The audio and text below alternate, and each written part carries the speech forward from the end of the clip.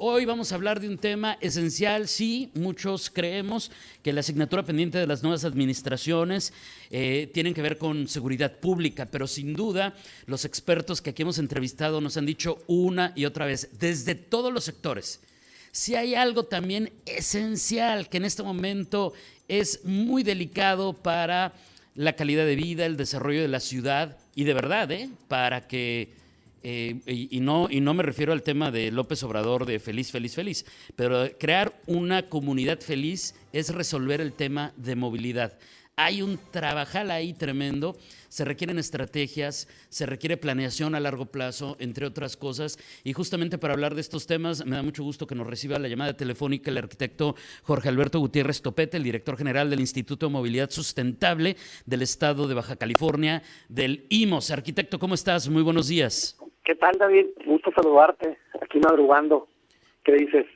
Pues aquí listísimo para hablar de movilidad. Es un tema muy complejo y fíjate que quiero arrancar esta plática, si me lo permites, arquitecto, con una pregunta que si bien es en dos partes, creo que finalmente van de la mano, porque muchos a lo mejor no entendemos a fondo cuál es la responsabilidad de alguien encargado de movilidad sustentable, pero, o sea, me refiero hasta dónde están las responsabilidades del IMOS, pero también cómo se tiene que coordinar, eso es lo que me dice el sentido común, con todas las demás áreas para resolver algo muy delicado, sí en todo el estado, aunque pareciera un poco más delicado en el tema de Tijuana. ¿Cómo la ves? Sí, mira, me recibo la invitación de nuestra gobernadora, la maestra Marina del Pilar Ávila Olmeda, y tomamos pues el día 1 de este mes posesión de lo que es el Instituto de Movilidad Sustentable, a través de una reforma constitucional. Ahora sí que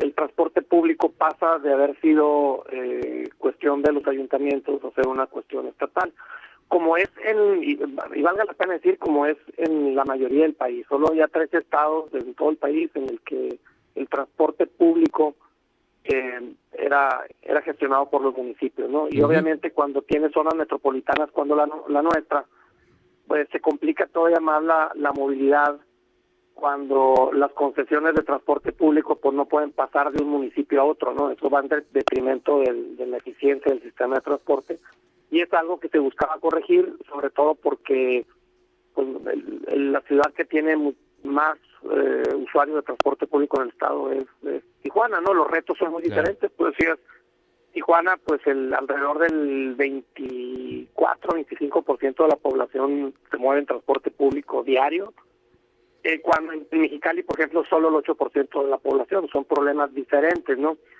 El tema en Tijuana es que en 2009, cuando se hicieron los primeros estudios que se encaminaron a una propuesta de reestructuración de transporte público, nos decían que arriba del 32-33% de los tijuanenses hacían su vida, vamos a decir, diaria en transporte público.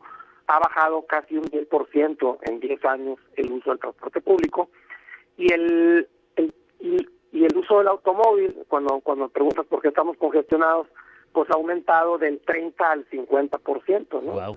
Entonces, y pues el número de vialidades pues no puede crecer a la misma proporción que crece el parque vehicular, ¿no?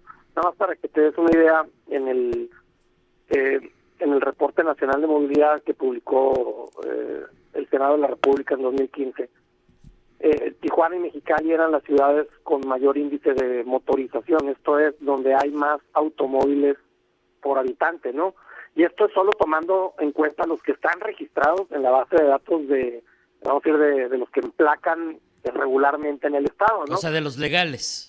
Bueno, también hay otros que son legales, que circulan con placas americanas, de claro, gente que supuesto. tiene doble nacionalidad, etcétera, que son también, que te gusta, otro 20-25% adicional del parque vehicular, y más una cantidad muy alarmante de vehículos pues de procedencia extranjera que no cuentan con un registro, ¿no?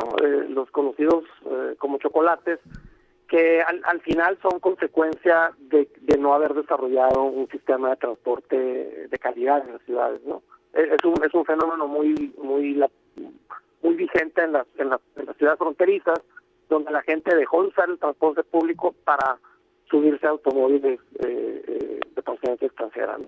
Cuando la tendencia debería de haber sido, si entiendo bien, al revés, arquitecto, es decir, un transporte eficiente que motivara a la ciudadanía a decir, mejor utilizo el transporte público en lugar de traer un carro que además representa una responsabilidad mayor. Exacto, y un gasto adicional a la familia, un riesgo, ¿no? Porque pues el utilizar un auto pues también lleva sus riesgos, lleva altos costos y en un momento dado pues eso va inhibiendo el desarrollo del transporte público. Súmale todo esto, David, el tema de la pandemia, donde se reduce la movilidad de toda la gente durante los meses más complicados, y el aforo todavía bajó más de un 40% en el transporte público, ¿no? Entonces ahorita los mismos transportistas están listos para una reorganización. Ya es urgente no solo para la ciudad, sino también para ellos, ¿no? Porque esa reducción de aforo pues los pone a competir en la calle por todavía menos pasajeros de los que ya tenían, ¿no? Y pues se volvió ya algo que no es sustentable en lo económico para ellos. Claro. Y ahora sí se hace urgente una reorganización, ¿no? O sea, te puedo decir ahorita que con los líderes y dirigentes y empresarios del transporte que nos hemos reunido, todos coinciden en que ya no podemos seguir haciendo lo mismo, ¿no? Entonces creo que se están dando las condiciones para que nos podamos poner de acuerdo y podamos atacar los problemas de la ciudad de un modo diferente al que lo hacíamos, ¿no? Por supuesto, y que no nos asustan esos temas, porque de repente creo que está muy mal que satanicemos el asunto de que un concesionario de transporte público pues quiere hacer negocio. Pues para eso se concesiona, sí, para que sea negocio. Otro punto que es igual de importante entonces, arquitecto, es que sea eficiente y resuelva los problemas de la ciudad, pero que no nos asuste que tenga que ser negocio y que ganen lo suyo. Pues mira, la realidad es que en el momento en que los gobiernos decidieron concesionar o permisionar el sistema de transporte, pues se tuvieron que declarar incompetentes para ello, ¿no? Entonces, pues entra el quite, vamos a decir, el sector transportista y los empresarios del transporte, y pues obviamente tienen que tener una rentabilidad razonable, ¿no? Claro. Pero esas condiciones están desapareciendo, y ese es el problema, ¿no? Ya hay compañeros choferes, sobre todo de transporte, salen a la calle a trabajar largas jornadas, pues entre el tráfico, entre pues el riesgo, ¿no?, que representa llevar una unidad llena de gente, ¿no?, con el tema de COVID, y algunos no sacan ni siquiera para llevar algo a su casa ese día, ¿no?, porque no hay pasajeros suficientes. Es un sistema sobreofertado, o sea, hay demasiadas unidades de transporte público que predominantemente están trabajando sobre los corredores principales, y al mismo tiempo estamos abandonando zonas extremas de la ciudad, vamos a decir, extremas en distancia, donde actualmente no tienen cobertura de transporte, ¿no? Entonces tenemos que empatar la oferta con la demanda y tratar de llevar el transporte público hasta el último rincón de la ciudad, pero en otro modelo de negocio, vamos a decir así, que sea mucho más noble con la actividad del transportista y que garantice a los usuarios accesibilidad al transporte público, y que en un momento dado pudiéramos revertir esta tendencia que te platicaba, en el que cada vez menos usuarios, cada vez menos población utiliza el transporte público, y que por ahorita detengamos esa tendencia negativa y podamos estabilizar más o menos el número de usuarios, y de ahí construir de la mano con los transportistas, que eso es lo que la gente a veces no entiende, que para cambiar el transporte público necesitamos de los transportistas, necesitamos ponernos de acuerdo, reorganizarnos, tener que reestructurar rutas inclusive, claro. y sobre todo diseñar un nuevo modelo de negocio que sea incluyente con todos los grupos de transporte, con todas las modalidades, y que nos permita llevar el transporte a todos lados, ¿no? Y suena, David, esto como un sueño guajiro, ¿no? Para quizás los radioescuchas que están ahorita escuchando nuestra charla, pero así lo han hecho ya no te voy a decir en Europa, en Estados Unidos o en Asia, así lo han hecho en Latinoamérica y en México, ciudades como León, Guanajuato, Guadalajara, Monterrey, han sido innovadores en en encontrar estos nuevos modelos de participación de los transportistas y darle un mejor servicio más barato a los usuarios. Oye, y en ese sentido, ¿cómo encuentras la dependencia? Es decir, con los transportistas, taxistas y demás, porque la pasada administración, pues se tenía esta impresión de que se estaban entregando demasiados permisos y no puedo evitar asociarlo de inmediato, arquitecto, con el asunto de que hay que es demasiada que son demasiadas las unidades del transporte que hay, que van vacías. Entonces, pues tendrán la gran responsabilidad de encontrar el equilibrio, pero pues, ¿cómo está eso? Porque digo, insisto y te insisto, dio la impresión de que se entregaron muchos permisos cuando había supuestamente una moratoria. Sí, habla de los permisos que se entregaron, que son básicamente una modalidad de los metropolitanos, ¿no? O libres, que se le entregaron a los choferes que tenían cierta antigüedad. Y vaya, yo creo que estaban ahí respondiendo a un reclamo histórico de que los permisos se le entregaran a los choferes, ¿no? Incluso varios reglamentos municipales en el estado hablaban de ello, de que los nuevos permisos deberían ser para los choferes. Sin embargo, pues ahí, aunque se entregaron muchos, muy pocos se han activado, porque la misma falta de demanda pues no hace viable que se activen algunos de ellos.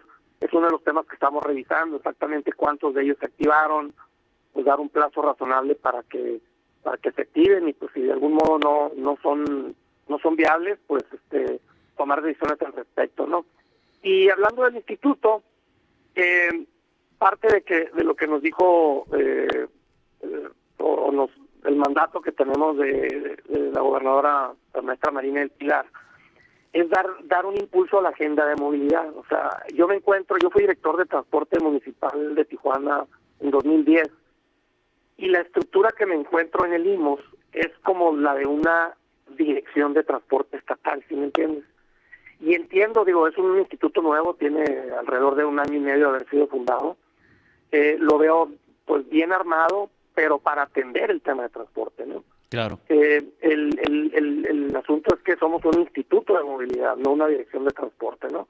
Entonces estamos ahorita pues tomando las riendas del instituto, proponiendo algunas modificaciones al organigrama que nos permitan fortalecer esa parte de movilidad sustentable que requerimos impulsar como agenda, no nada más en Tijuana, sino todo el estado, ¿no? Las problemáticas de Ensenada pues son curiosamente muy parecidas a la de Tijuana, ¿no? Porque ahí todo el tráfico baja a un par de bulevares, ¿no? Que van a lo largo de toda la ciudad. Mexicali, aunque tiene muchos autos, pues tiene muchísimas, es como una retícula, ¿no? Hay muchísimas maneras de llegar a cualquier lado, ¿no? Sí, el trazo vial es un poquito más ordenado, ¿no? Pues es más amable, ¿no? Con encontrar alternativas para que pues no te tengas que ir nada más por las calles principales, ¿no? Entonces, aunque tienen proporcionalmente más autos que nosotros, pues la manera en que está diseñada la ciudad pues permite encontrar alternativas, pero también Mexicali se está tardando en implementar la nueva agenda urbana, ¿no? Que está vinculada, o sea, tenemos que vincular el desarrollo urbano de las ciudades con el tema de movilidad, ¿no?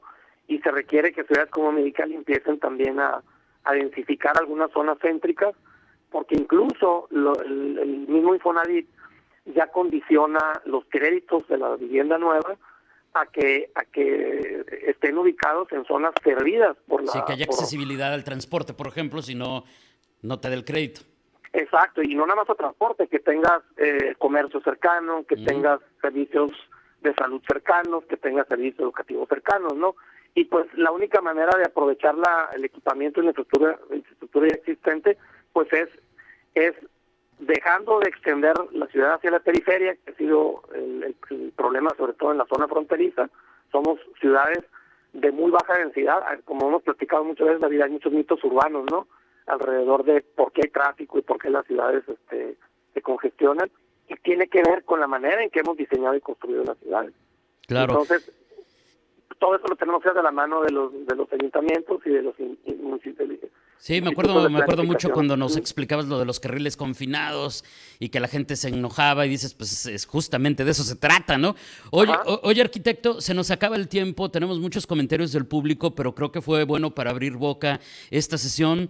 Te voy a invitar a que regreses muy pronto con nosotros vía telefónica o que nos acompañes aquí al estudio para seguir entendiendo todo esto que nos acabas de plantear. Es decir, sí es muy importante y prioritario ordenar el transporte, reordenar rutas, hacer todo lo que nos dijiste con los transportistas, pero el tema de la movilidad es mucho más amplio y, por ejemplo, habría que entender cómo se va a vincular el IMSS con otras dependencias, no solamente del Estado, sino también de otros niveles de gobierno, porque nos preguntan, por ejemplo, respecto al tráfico a Estados Unidos, el parque vehicular de los Chocolate, las vialidades colapsadas, nos preguntan hasta de los puentes de las Garitas y las brechas que se les ven, que qué van a hacer con los chocolates. O sea, te estoy leyendo comentarios del público, también nos hablan de que siguen muchas personas acaparando placas de taxis y que no es cierto que todos estén operándolas como dicta la ley para su familia. Entonces, hay un poquito de todo y finalmente, pues tendremos que hacer varias sesiones porque estos temas, estarás de acuerdo, arquitecto, no se resuelven en 10 minutos. Exacto, y también te quiero agradecer el tiempo y sé que tienes mucho interés en este tema, así como tú lo escuchas. Y sí, yo a partir de hoy estoy disponible para abrir el debate en el público, ¿no? Creo que hay un trabajo también muy importante que tenemos que hacer como IMSS, que es el de la cultura de la movilidad, ¿no? El informar a los medios de comunicación, a los ciudadanos de cuáles son las causas reales y de fondo de los problemas que tenemos y cómo todos somos parte del problema y todos tenemos que ser parte de la solución, ¿no? No, yo creo que ya lo que tenemos que asumir es cada quien su responsabilidad y dejar de apuntar el dedo hacia otros para decir ellos tienen la culpa, ¿no? Todos tenemos la culpa, todos le aportamos todos los días un granito de arena al caos que tenemos en la ciudad y creo que de esa misma manera tenemos que todos involucrarnos en que encontremos las soluciones y cuáles soluciones vamos a encontrar con las que estemos todos de acuerdo en que se hagan, ¿verdad? Aquí por acá te dice el señor Ramos Hernández, Armando Fidel, dice gran reto para el arquitecto, que te desean éxito en esta nueva responsabilidad, arquitecto, y hay muchos mensajes que te compartiré, te los haré llegar para que en próximas sesiones pues vayamos contestando. ¿Qué te parece?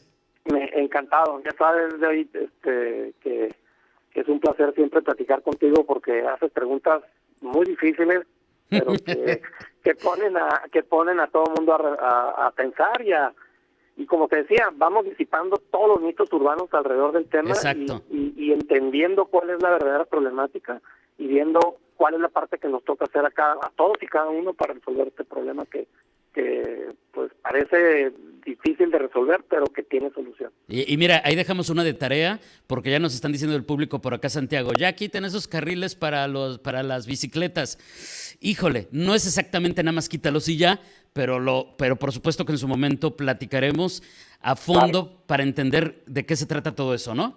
Yo te diría así, como mito urbano, ¿por qué no nos convertimos en un pueblo bicicletero? El potencial de muchas zonas de Tijuana es para que nos vamos en bicicleta, como está sucediendo en la Ciudad de México, en Monterrey, Guadalajara, que el desarrollo de la bicicleta se ha convertido en una alternativa muy viable para la gente moverse, ¿no? Y eso es lo que tenemos que aprender y también asumir como reto. Arquitecto, muchísimas gracias, que tengas un excelente jueves y seguimos en contacto. Buenos días. Abrazo, saludos. Bye. Gracias, es el arquitecto Jorge Alberto Gutiérrez Topete, el director general del Instituto de Movilidad Sustentable de Baja California del IMSS.